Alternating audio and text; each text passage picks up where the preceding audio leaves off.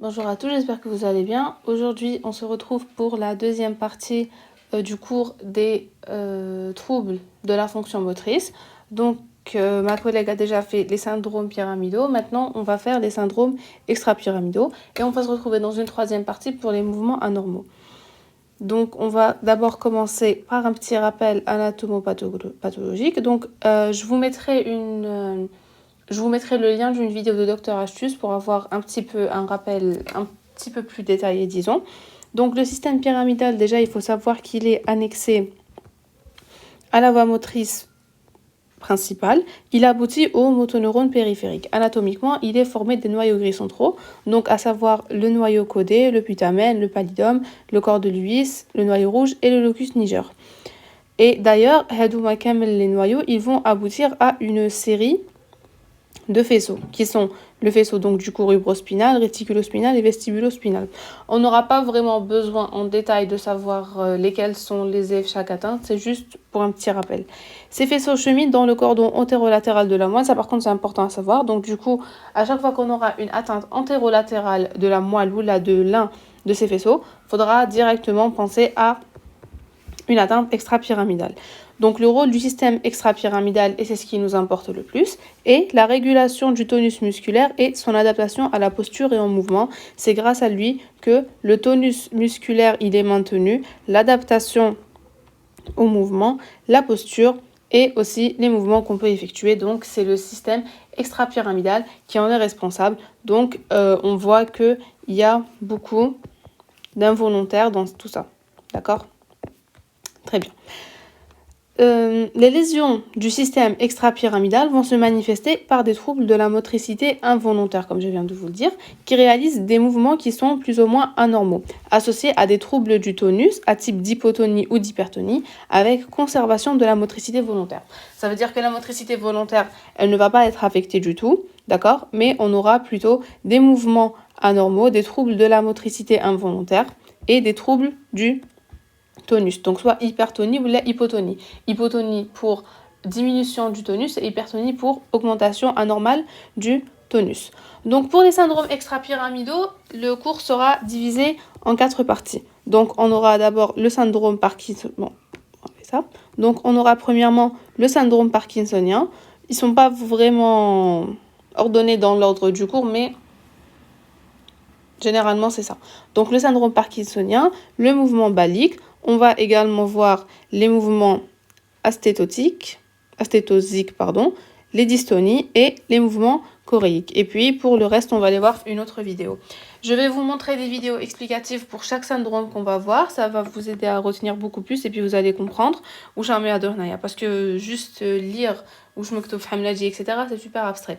Donc, le support, il est fait Mhamladji à 100% avec quelques petites remarques que la prof a ajoutées. Je vous mettrai le lien en description. Donc déjà, il faut savoir que le syndrome parkinsonien, il est en rapport avec une lésion du locus niger, donc le noyau noir, accessoirement du pallidum. Donc, il faut savoir qu'il y a la célèbre triade du Parkinson. La célèbre triade du Parkinson, elle est constituée des 3 éléments. Premièrement, le tremblement parkinsonien, la kinésie et l'hypertonie. C'est super important de les retenir parce qu'elle est à la base du syndrome parkinsonien qui est d'ailleurs le plus important des syndromes extrapyramidaux. Donc, on a le tremblement parkinsonien, la kinésie et l'hypertonie. On va d'abord commencer par le tremblement parkinsonien. Alors déjà, il faut savoir que c'est un tremblement de repos. Il dit lorsque la personne elle est au repos, et ça c'est super important à savoir parce que ça le distingue de beaucoup d'autres tremblements qu'on verra faire partie des mouvements anormaux. Donc, on a le tremblement parkinsonien est un tremblement de repos, c'est-à-dire qu'il est retrouvé lorsque la personne elle est au repos. C'est un mouvement rythmique régulier de fréquence modérée, en moyenne 6 mouvements par seconde. L'amplitude est variable, le plus souvent elle est modérée. Donc, là, ce qui est important à retenir un petit peu, ça va être les 6 mouvements par seconde. Donc, on oblique, c'est important à savoir, il est rythmique, régulier, c'est-à-dire que c'est un tremblement يكون منتظم ماشي ما يجيش les laps de temps qui séparent les tremblements ils sont réguliers. de fréquence qui est modérée, en moyenne de 6 mouvements par seconde. Et l'amplitude, elle est variable, le plus souvent, elle est modérée. Il prédomine, et ça c'est très important, aux extrémités distales. D'accord? Il prédomine aux extrémités distales. Donc exactement. Il débute à l'extrémité du membre supérieur. Donc, premièrement au niveau du membre supérieur, où il va venir réaliser des mouvements alternés de flexion-extension des doigts et adduction-abduction du pouce. On dit que le malade émiette du pain, roule une cigarette ou compte la monnaie. Ils sont très très importants à retenir. D'ailleurs, on va les voir la vidéo. Les termes techniques, c'est vraiment ce qu'il faut retenir le syndrome parkinsonien. Donc, on a dit qu'il va d'abord commencer au niveau du membre supérieur, le segment distal tao. Donc, on verra une flexion-extension des doigts, abduction-adduction du pouce. On dira que le malade, il va émietter du pain, roule une cigarette ou compte la monnaie. On verra le mouvement plus tard, comment est-ce qu'il va se faire. Pour les membres inférieurs, il réalise un mouvement de flexion-extension du pied, classique mouvement de pédale. C'est comme si il faisait du vélo, donc on va le voir aussi. Ce tremblement, on a dit qu'il apparaît au repos, super important à savoir. Il augmente d'amplitude avec les émotions, la fatigue, l'effort et la concentration intellectuelle. Un patient qui a le Parkinson, quand vous allez lui demander de faire un calcul, par exemple mathématique, dans sa tête, vous allez voir que le tremblement, il va augmenter de plus en plus. Soit icône m'a caché, il va apparaître, soit icône et puis il va s'aggraver, donc il va augmenter d'amplitude. Et il disparaît lors du mouvement volontaire et pendant le sommeil. Le sommeil et lors du mouvement volontaire, le tremblement parkinsonien, il n'est pas présent. Donc, c'était ça pour le tremblement parkinsonien. On verra plus tard la vidéo, vous allez beaucoup mieux comprendre. Et puis ensuite, on parle de l'akinésie. Donc l'akinésie, elle est caractérisée par la réduction et la lenteur des mouvements. C'est ça l'akinésie, c'est-à-dire que un petit peu le fachel si vous voulez. Donc est caractérisée par la réduction et la lenteur du mouvement. Réduction, ça veut dire diminution et la lenteur, ça veut dire que الحركة حتندار ببطء. C'est pas comme ça.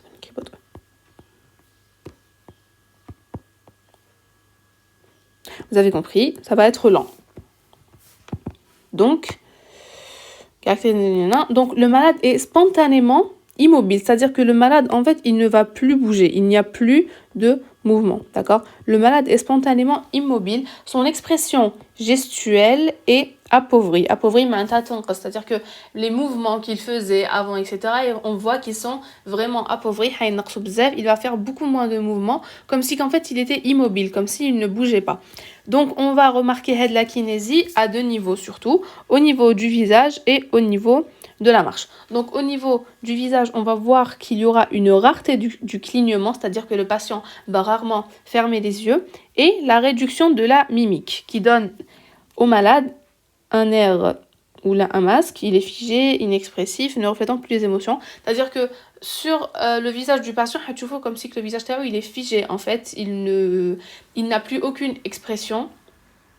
Il ne s'exprime plus grâce aux grimaces qu'il faisait, etc. C'est-à-dire qu'il aura un visage qui va rester neutre, un visage les émotions qu'il ressent. D'accord? Donc là, on dit c'est comme s'il avait un masque, d'accord? Il est figé et inexpressif, ne reflétant plus les émotions. Inexpressif, le contraire c'est expressif. Donc, donc expressif. Le contraire c'est inexpressif. Donc, on dit que le patient est inexpressif parce qu'il ne reflète plus d'émotions, il n'expresse plus d'émotions. Lors de la marche, on voit qu'il y a également une diminution du balancement des bras. Le malade a également des difficultés à exécuter de façon rapide les mouvements alternatifs. Donc, épreuve des marionnettes, on assiste à une diminution rapide de l'amplitude du mouvement. Donc, en fait, c'est que qui m'a fait l'épreuve des marionnettes qu'on a vu l'examen neurologique. Quand on va demander au patient de faire des mouvements alternés, par exemple l'épreuve du doigt sur le nez, ça va être vraiment très très lent, d'accord? Ça va être beaucoup moins rapide qu'une personne normale qui le fait. Quand on va demander par exemple l'épreuve talon-genou, ça va être aussi très très lent. Donc, c'est l'un des signes, si on veut un petit peu, de la kinésie. Donc, on a lors de la marche le balancement adapté les bras, parce que généralement, quand on marche, on balance les bras. C'est-à-dire que le Parkinson, il n'y a plus ça à cause de la kinésie. D'accord? Et les mouvements sont exécutés de façon beaucoup moins rapide. Pour l'hypertonie, donc c'est une hypertonie de type extra-pyramidal, elle est plastique et diffuse. Plastique et diffuse, c'est des mots très importants à retenir fait de l'hypertonie parce que c'est ce qui va la différencier des syndromes pyramidaux. Donc l'hypertonie, tu as le syndrome extra-pyramidal, elle est toujours plastique et diffuse. D'accord ? Donc l'hypertonie, on dit déjà qu'elle est plastique parce qu'elle va permettre de donner une forme qu'elle va garder, d'accord? Donc on va le voir plus tard sur la vidéo comment est-ce que l'hypertonie G. Donc on dit plastique parce qu'elle garde la forme qu'on lui donne, d'accord? Donc garde la forme. On dit ensuite qu'elle est diffuse tout simplement parce que montachera. Donc c'est tout simplement ce que ça veut dire, diffuse. Voilà. C'est-à-dire que Jaya un petit peu partout. Elle ne s'accompagne pas de déficit moteur et les réflexes ostéotendineux sont normaux. C'est aussi important à retenir. Très bien. Il faut savoir aussi, c'est une remarque importante parce qu'on va le voir, donc je suis à la vidéo. L'association de l'akinésie et de l'hypertonie est responsable de l'attitude générale en flexion du parkinsonien. Donc c'est une attitude générale, on va voir Bellik, la personne troll comme si elle est un petit peu accroupie. Elle a les genoux qui sont un petit peu fléchis, le dos fléchi, la tête elle va en avant. D'accord? Donc la tête et le tronc sont inclinés en avant. Les membres supérieurs sont demi-fléchis en abduction et les genoux également, ils sont demi-fléchis. Cette tendance à la flexion persiste dans le décubitus, même quand le patient il va s'allonger, on va voir que le fléchissement en fait, l'attitude générale en flexion du parkinsonien, elle va persister même quand le patient il va s'allonger. Donc, et c'est le signe qu'on a de l'oreiller. Le signe de l'oreiller, en fait, ça veut dire que la tête du malade qui tourne sur un oreiller, quand on va lui enlever l'oreiller, sa tête, elle ne va pas retomber directement comme une personne normale. Elle va retomber tout doucement, c'est-à-dire le matelas, d'accord? Donc la tête du malade privé de support retombe lentement sur le plan du lit. Donc si on veut résumer un petit peu le syndrome parkinsonien, on a qu'il est en rapport avec une lésion du noyau noir, donc locus niger et accessoirement du pallidum. Fait la triade, donc les trois signes les plus importants. On applique premièrement le tremblement parkinsonien. Il vient au repos, il prédomine aux extrémités distales, aux membres supérieurs. On va voir qu'il y a une flexion-extension des doigts et abduction-adduction du pouce. On dit que le malade émiette du pain, roule une cigarette ou compte la monnaie. Au membre inférieur, on aura une flexion-extension du pied, le mouvement de la pédale. Il augmente d'amplitude avec les émotions, la fatigue, l'effort et la concentration intellectuelle. Il disparaît lors du mouvement volontaire et pendant le sommeil. Pour la kinésie ronablik, elle est caractérisée donc par la réduction et la lenteur des mouvements. Ronablik, le malade, il est spontanément immobile et son expression gestuelle, elle est appauvrie. Au niveau du visage, le malade, il va être comme s'il était figé avec une rareté du clignement, d'accord? Et lors de la marche, on aura diminution du balancement des bras et des difficultés à exécuter de façon rapide les mouvements alternatifs. L'hypertonie ronablik, ça va être une hypertonie extra-pyramidale, donc elle est plastique et diffuse. Les réflexes ostéotendineux restent normaux et on n'a pas de déficit moteur avec Rona Hadia, l'attitude en flexion du parkinsonien plus le signe de l'oreiller. On va aller voir tout ça une vidéo, ça va être beaucoup plus clair. Donc, voici les symptômes de la maladie de Parkinson. On va d'abord commencer par la kinésie.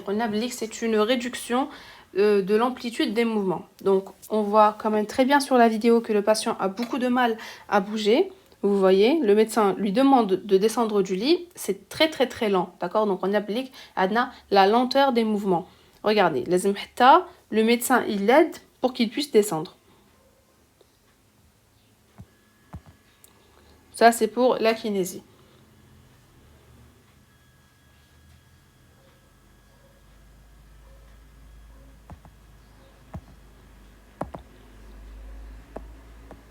Maintenant, on va voir l'hypertonie musculaire extra-pyramidale, donc qui est plastique. Ronablik, elle est dite plastique parce que quand on va donner une forme à la main, elle va garder la forme. C'est-à-dire, déjà, hypertonie, ça veut dire qu'on va trouver une résistance lors du mouvement. Quand on va essayer de bouger la main du patient, on va trouver une certaine résistance. C'est-à-dire que la résistance, mais quand par exemple le malade il doit parce que c'est plastique, elle garde la forme.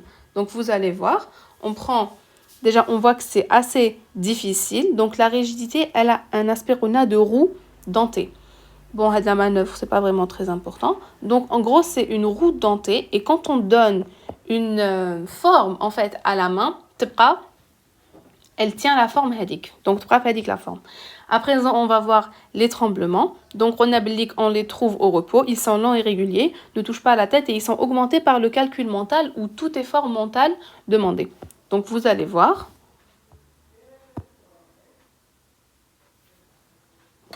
Déjà, on a le tremblement des extrémités et notamment du pouce. Donc, vous voyez très bien que là, le malade, en fait, quand on commence, il ne tremble pas du tout. Vous allez voir que donc son pouce, il va commencer à bouger comme si qu'il compte la monnaie, du coup, comme si ou là, il émiette du pain, donc il fait le khobs, ou là encore, comme si qu'il roulait une cigarette. Donc 100 à rebours en enlevant 3 à chaque fois. 100... 80 pour descendre. Oui, 80, 97... 87, 93. 97 moins 3. 94. Oui, moins 3. 91. Voilà, arrêtez. Donc vous voyez très bien que lorsqu'on a demandé au patient d'effectuer un calcul mental, le tremblement il s'est aggravé. Et dès qu'il s'arrête, il s'arrête aussi. Les tremblements des membres inférieurs, vous allez voir qu'elle va effectuer un mouvement en pédale.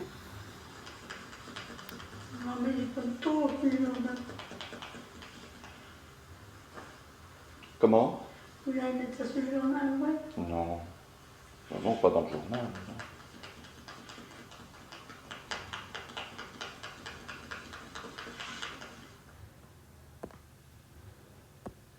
Voilà, c'est tout ce qui nous intéressait de la vidéo normalement.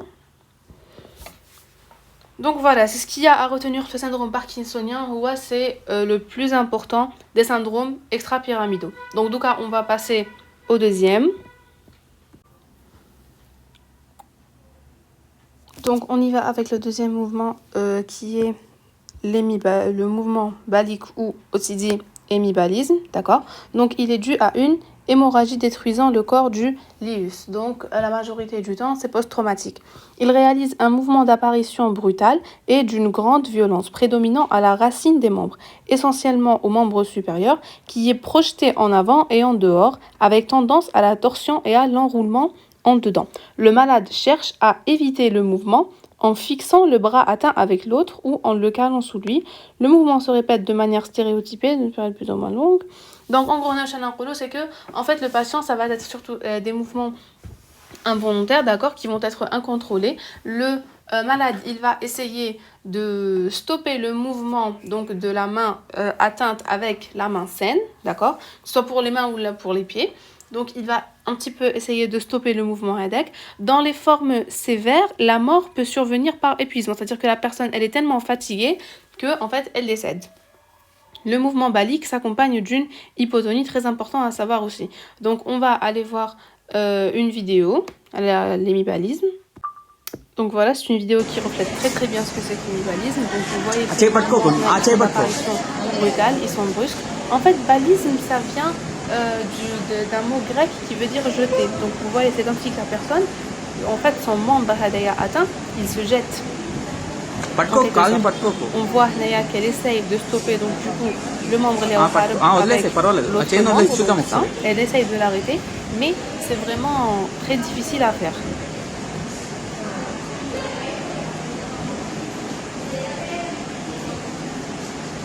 Vous voyez qu'elle a attrapé d'arrêter un petit peu, mais c'est comme si qu'elle a repris en vérité.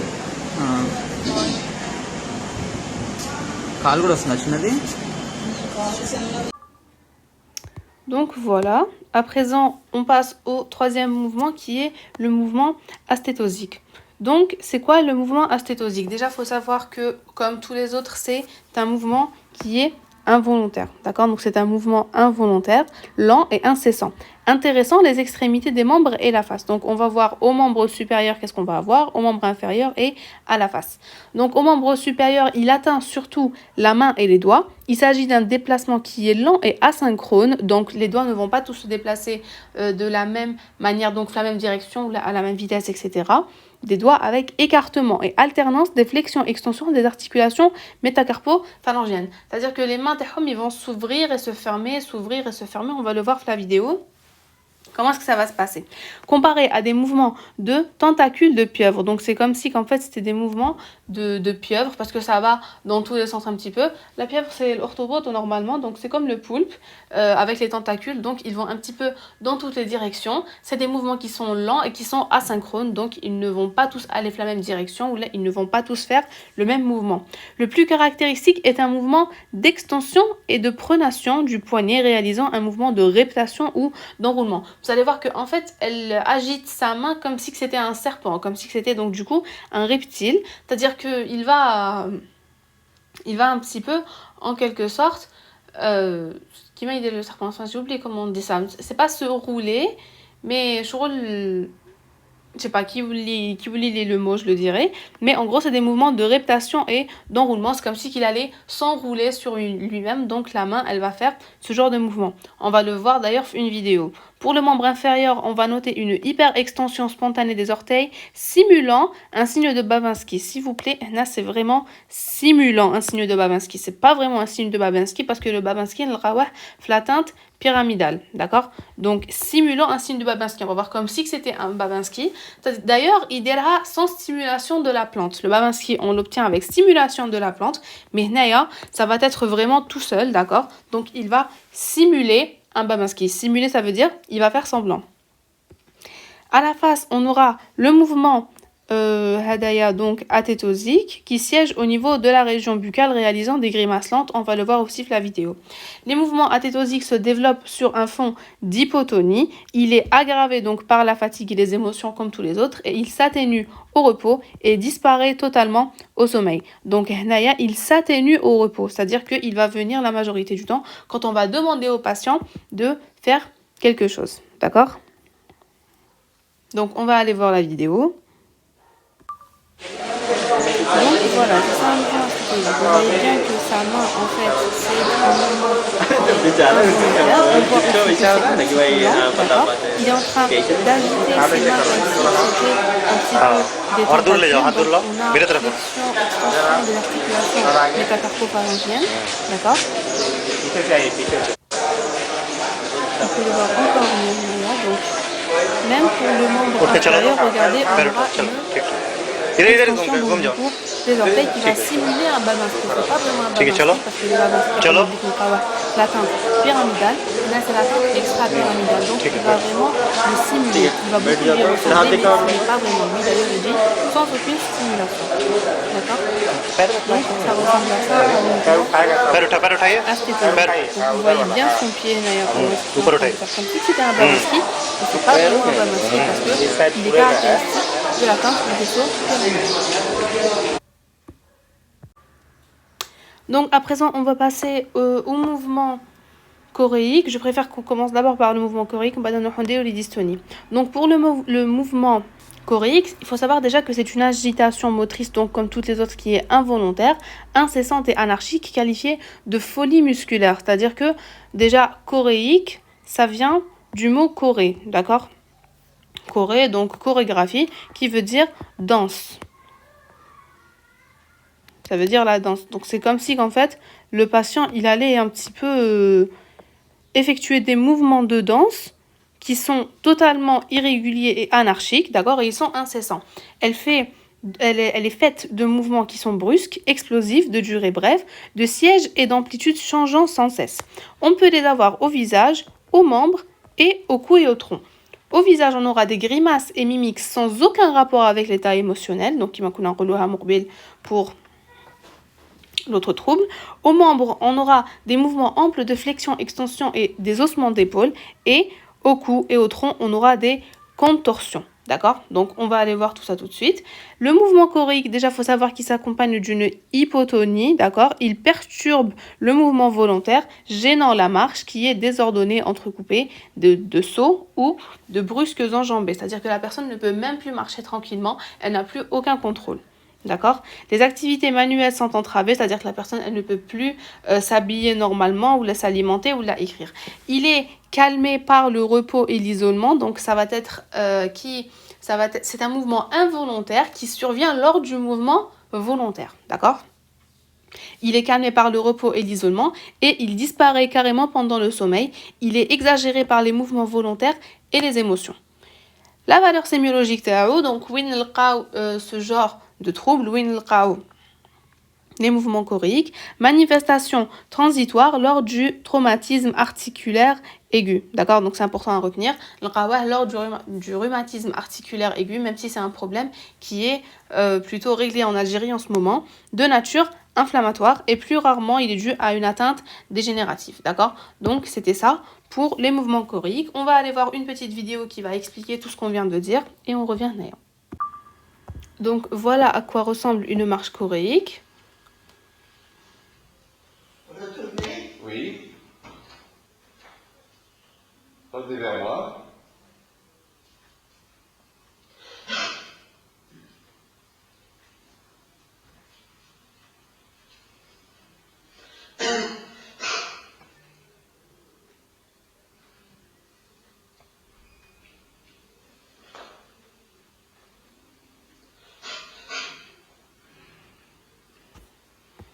Donc on voit quand même que c'est assez difficile, que le patient n'arrive pas à contrôler vraiment ses mouvements d'une manière totale. D'accord? Donc c'était ça pour le mouvement choréique.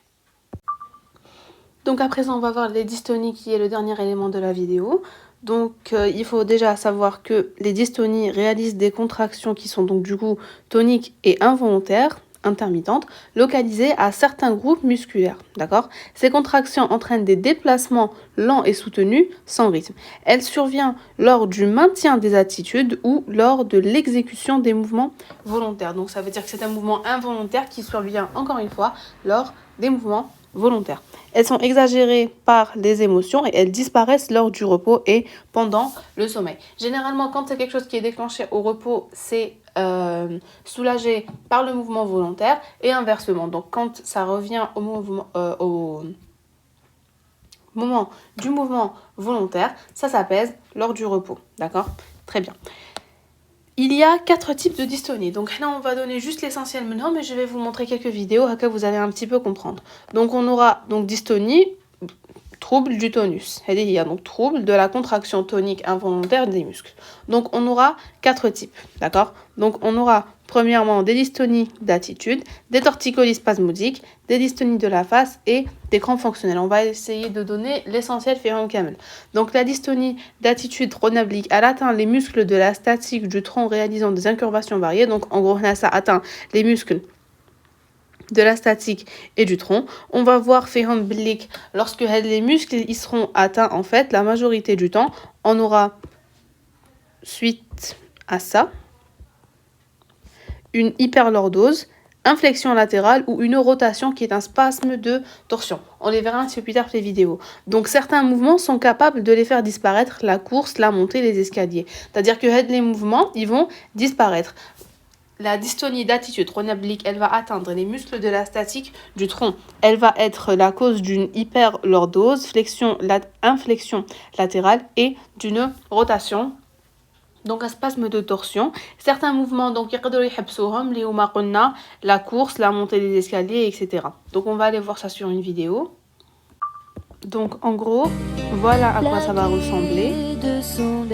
Donc là, on voit très bien que c'est une dystonie d'attitude. Il y a un problème au niveau des muscles du tronc, d'accord? Donc on aura soit une hyperlordose, une inflexion latérale ou là une rotation, d'accord?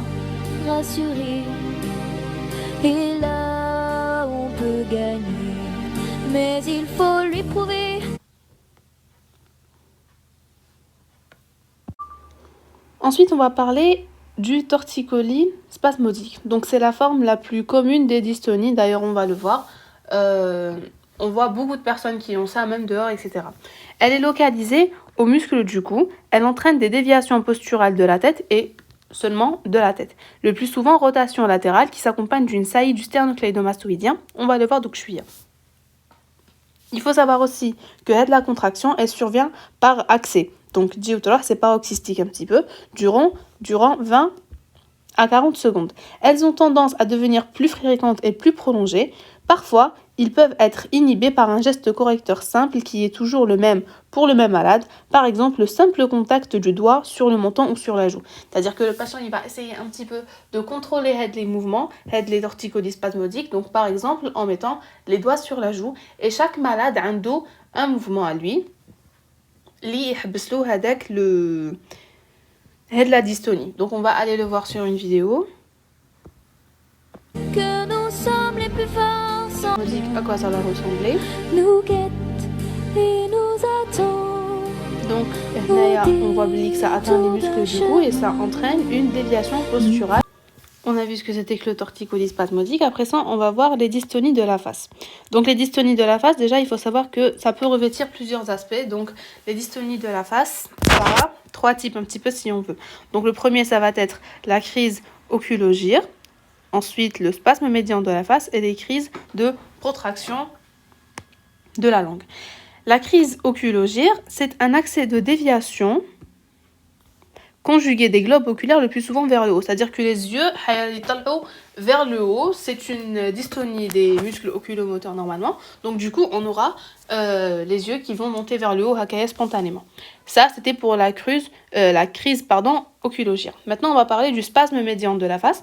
Donc le plus fréquent est le spasme orbiculaire réalisant le blépharospasme. Donc on va le voir un petit peu plus tard dans la vidéo, qui sont des accès d'occlusion incoercible des paupières. Les paupières vont commencer à se fermer et à s'ouvrir toutes seules, sans aucun mouvement coordonné, d'accord? On va voir ce que c'est. Et on peut aussi avoir des crises de protraction de la langue, c'est-à-dire que là, c'est la langue qui va un petit peu faire n'importe quoi. Donc, on applique pour les dystonies de la face, on a 3 types. Le spasme oculogyre, le spasme médian de la face et les crises de protraction de la langue. On va aller voir quelques-unes de cas. Donc déjà voici une vidéo qui parle un petit peu du blépharospasme. Donc vous voyez que les yeux ils s'ouvrent et ils se ferment en fait. Et c'est pas vraiment d'une manière naturelle un petit peu si on veut. Défiant ainsi la mort, il faut se battre encore.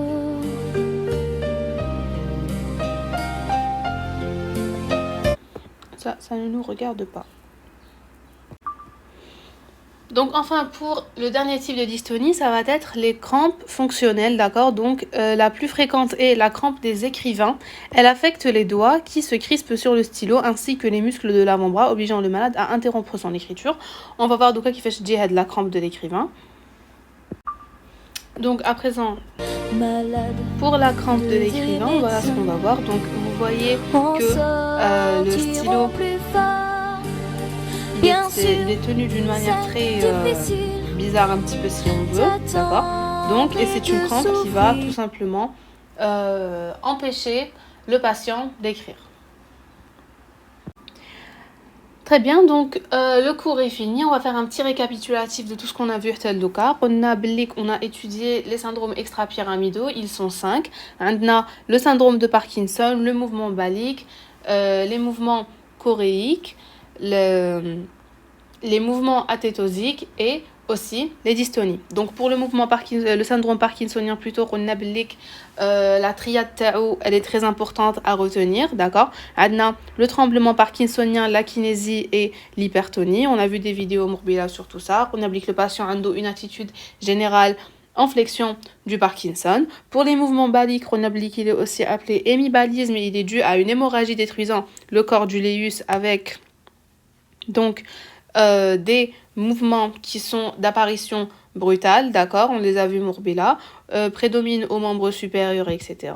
On a vu Tanik, Blik, le mouvement athétosique le plus Le plus frappant fait, ça va être donc du coup les mouvements de tentacules de pieuvre, d'accord, et la simulation d'un signe de Babinski. C'est pas vraiment un signe de Babinski parce que Ronablik, il est caractéristique de la teinte pyramidale. Là, il va juste simuler le signe de Babinski, d'accord. Et puis, à la face, on aura un petit peu des mouvements athétosiques. On applique pour le mouvement choréique, ça va être donc la folie musculaire qu'on va retrouver lors du rhumatisme articulaire aigu. Et puis pour les dystonies, on applique, il y en avait 4 types. Les dystonies d'attitude, torticolis spasmodique. On a aussi vu les dystonies de la face et les crampes fonctionnelles. Donc voilà, c'était tout pour le cours. J'espère qu'il vous aura plu et qu'il vous aura aidé surtout. On se revoit donc du coup pour la prochaine partie pour faire les autres troubles moteurs. Bon courage!